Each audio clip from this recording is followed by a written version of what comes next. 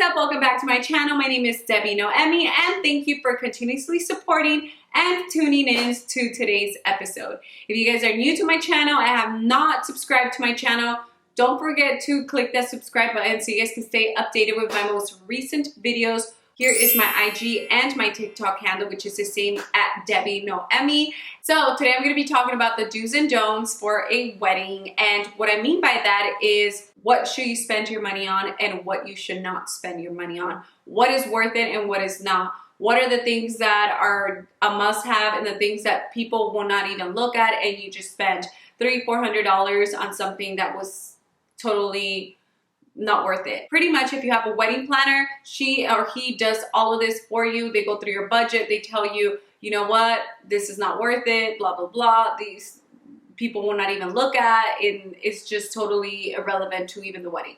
So that is the beauty about having a wedding planner, because they really know, they really get to know you, or they can have different alternatives as to what is a cheaper option. That's the cool thing. But if you do not have a wedding planner, you're gonna have other options. Either you get your bridal team to do it, which sometimes the bridal party's like, I don't want to do it, which they're not supportive, which I'm so glad that I did not have to ask any of my bridesmaids or anybody in my bridal party to do any of that stuff, because I pretty much paid for everything as far as the wedding. So yeah, everything was in Guatemala. Like, there was no point in me having anything made done here. Besides two things. Other than that, everything else was either rented in Guatemala or just bought and then trashed it, like literally the night of. So if you do not have a wedding planner, other options are either have your wedding party do it, which I already mentioned, which is your bridal party. The bridesmaids give them some type of activity, which it could be fun.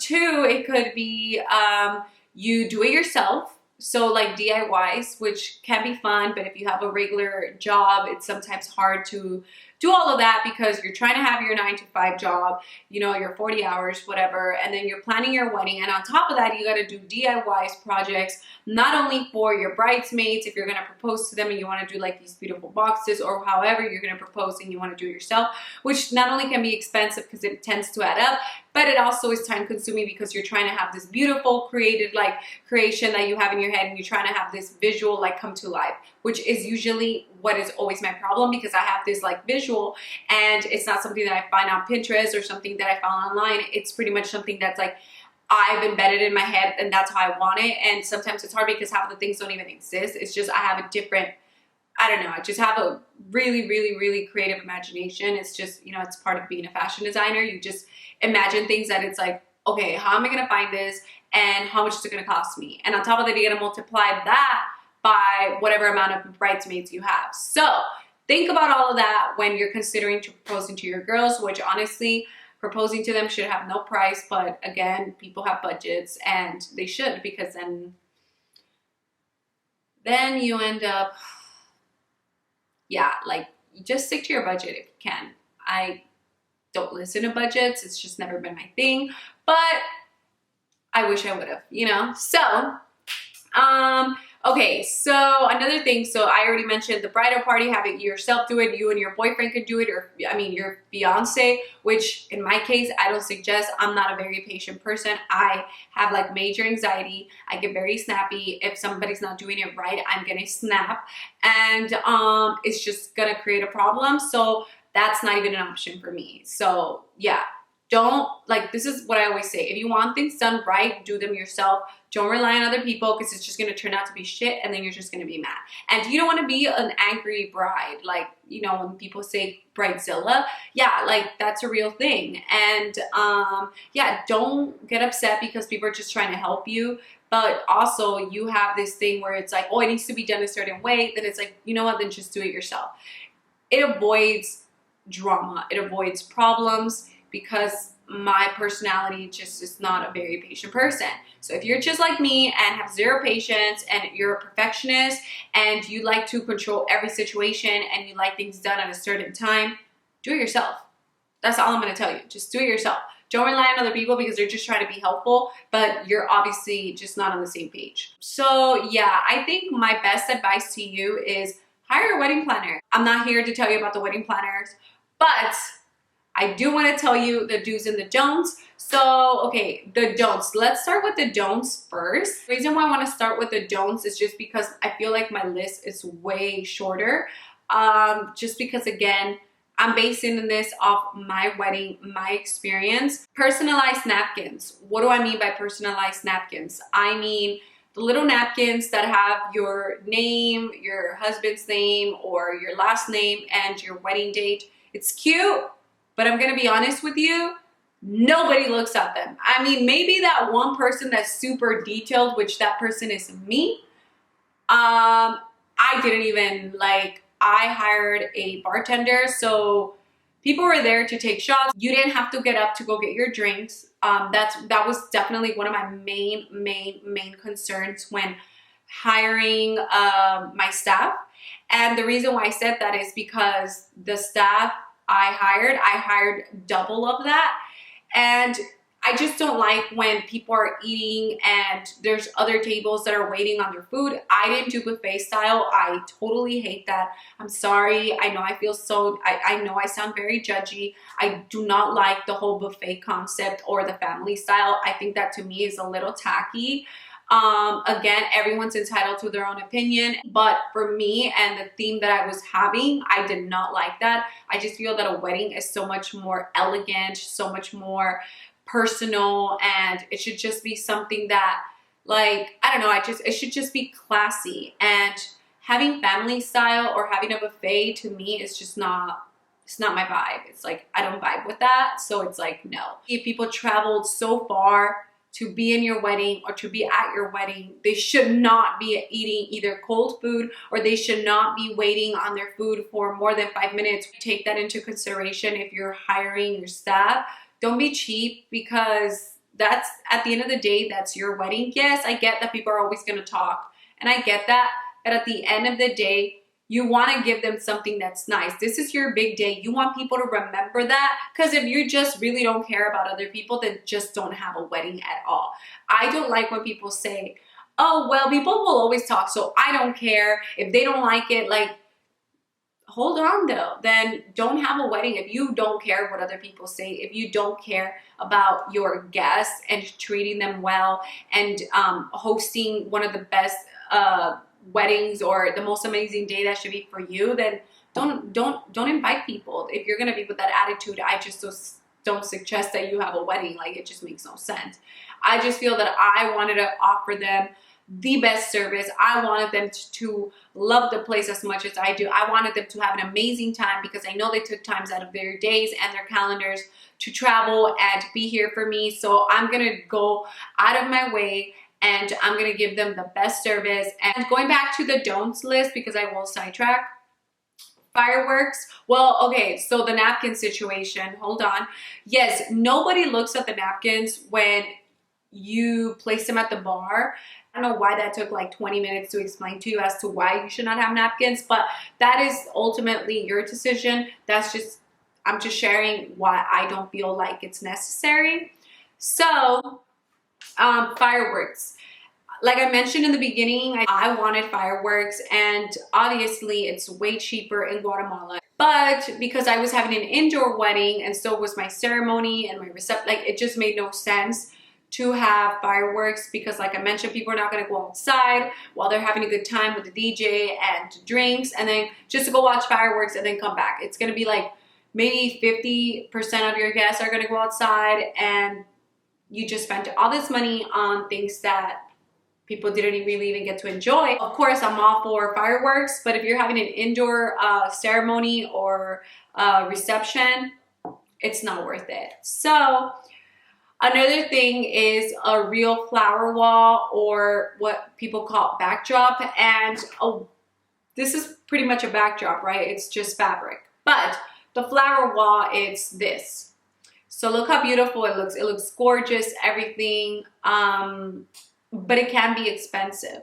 So the reason why I'm telling you these are the don'ts is because if you guys are trying to save money on certain things, these are the things that you need to kind of reconsider and find cheaper alternatives, or try to use them as many times so you can get your money's worth. So what I did for my bridal shower, this is what my friend Liz, she's amazing. Look how gorgeous this beautiful, oh my gosh, like, Liz, if you're watching this, girl, you're so talented. I just like, oh my God, it's gorgeous. So it looks gorgeous, it's beautiful, but it did take a long time, which I will ask her how long it took her, but I want to say it took her about maybe 2 weeks. She did have to go to Home Depot, but the good thing is that it's reusable. Unfortunately, I couldn't use it for my wedding. I used it for my bridal shower, but I couldn't use it for my wedding because there's no way I could have taken that to Guatemala. If my wedding would have been here, it would have been perfect because I would have been able to reuse it and just change my name and just put my last name there. It would definitely be a more cost-effective alternative, and you get to reuse it for your wedding. Maybe you get to use different colored flowers, so you get to change certain things. And yeah, so you can put that in your garage and use it, I don't know, for your baby shower or whatever. So that was pretty cool. Another thing that's a don't, at least on my book, are the mail-in save the dates. And the reason why I say that is because, again, I did it. But if you're trying to save money, I don't know, some people are in a budget, I would say that the save the dates, like the paper, sending them all out, putting a stamp, all of that costs money. What you can do is send them a link and have them like ask for their email, like whatever. I mean, it's personable, it's cute, but at the end of the day, you still have to consider and you also have to spend money on invitations, and you're not going to do cheap invitations. You're going to do pretty expensive ones. So yeah, it adds up. So just make sure that you keep all of that in mind. I do love the whole save the date concept, but I just do know that with technology now, there are cheaper and even free alternatives out there. You can open up a website, which I did have one. Did it really work? No. Half of the people that were at my wedding didn't even RSVP on there, and they still showed up. And some of the people that even RSVP there didn't even end up going. So how accurate it was, I can't really say. But at least I knew that I didn't have to spend money on invitations if people didn't even reach out to me. So yeah, that did save me quite some money because invitations can be expensive. I mean, there's some invitations that even go up to like $20 each because I've seen them. Now, if people are going to your wedding and they already RSVP on your wedding website, I do think that you have to send an invitation. Do not send a text, like it needs to be an invitation because it's just more personable. It's just nicer, like it's elegant and it's more presentable. I just feel like, yeah, there's no, to me, you can replace a save the date, but you cannot replace an invitation. Like it needs to be a formal invitation. Another one is buying expensive alcohol for mixed drinks. If you're gonna do mixed drinks, I'm not saying buy the cheapest tequila, like this is in College Fest, like don't be like cheap. But you don't have to buy like, you're not gonna buy a 1942 tequila to do a freaking margarita. Like, let's be honest, no one does that. I mean, no one. Like, honestly, it's not like because, oh, I'm trying to be bougie. Like, stop. It's not even worth it because nobody will even taste it. You can still buy good quality tequila for a mixed drink. Now, if you're gonna do shots, then of course, you know, you wanna buy expensive tequila, something that your friends will enjoy, that they'll like, whatever. But if, like I'm saying, if you're gonna invest in a bartender that's gonna do obviously these elaborate drinks, which my bartender did, and everyone can attest to that because it was true. We had the best bartender. Don't break the bank on expensive alcohol if you're gonna invest in a bartender with well mixed drinks. Another thing that I will say that it's not really worth spending money on will be your wedding program. And the reason why I say that is because this is only if you're having an indoor wedding, because I did not have an outdoor wedding. There was no central AC because this is a ruin that was built in like God knows what century, like maybe 1600s, I don't know, but it's pretty old. It's like centuries ago. But anyway, so that's why I'm like, don't invest money on that if you're having an indoor wedding. If you're having an outdoor wedding and you want to do the little cute fans with like the agendas, I think that's super cute, probably gonna be hot. And yeah, I think that that is like a must if you're having an outdoor summer wedding, especially. Have the little agendas, have the little plans. But honestly, I had a super short ceremony. Like, people were like, oh my God, this has been the shortest ceremony ever. Christians do not have long weddings. I absolutely, like, I'm so glad, because I mean, I love all my friends' weddings, but oh my God, I've been to some Catholic weddings and Jesus, but it's like 2 hours.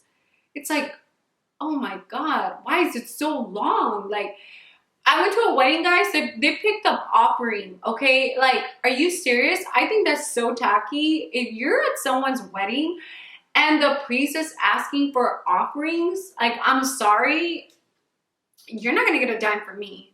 It's just, I thought that was so tacky. I was like, okay, another one. I know that this definitely does not apply to my bougie brides, but there are some out there that I've still seen, because when I was in LA buying some stuff for the wedding, I did see some people that were buying things like that, and I'm like, oh my God, who still buys that? What are we, in 2003? Like, I had that at my quinceañera. Like, people should not be doing that. But I saw the cojín. You know, like, if you're Latino, you know what a cojín is. So not even be acting brand new. This is what is a cojín. Like, that's not even cute. Like, that's not even cute. So the little cojín with the little embroidered names and like their date. Like, I'm sorry, I had that for my quinceañera.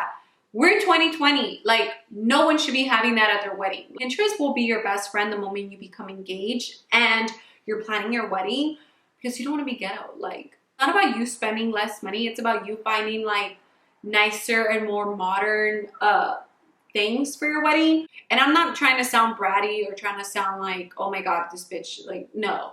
I'm just saying, I'm just giving you ways of how to save your money on things that nobody cares, that nobody will look at, the things that are ugly. Like, I'm trying to do you a favor here. So please don't get offended. I know that if you guys had this at your wedding or whatever, like, I'm sorry. Times are different now. Now, this is not wedding date related, but it is bridal shower related. And that would be the paper invitations. Again, the mailing in invitations for your bridal shower. The way I did it, it was through an Etsy invitation, whatever. I bought it. I think the template was about maybe $10. Super cute Parisian theme. And then my maid of honor sent everybody, she asked everybody's email. She sent it. And, you know, if you did not have an email, which I don't know why you wouldn't, but like my mom's friends, they don't have emails.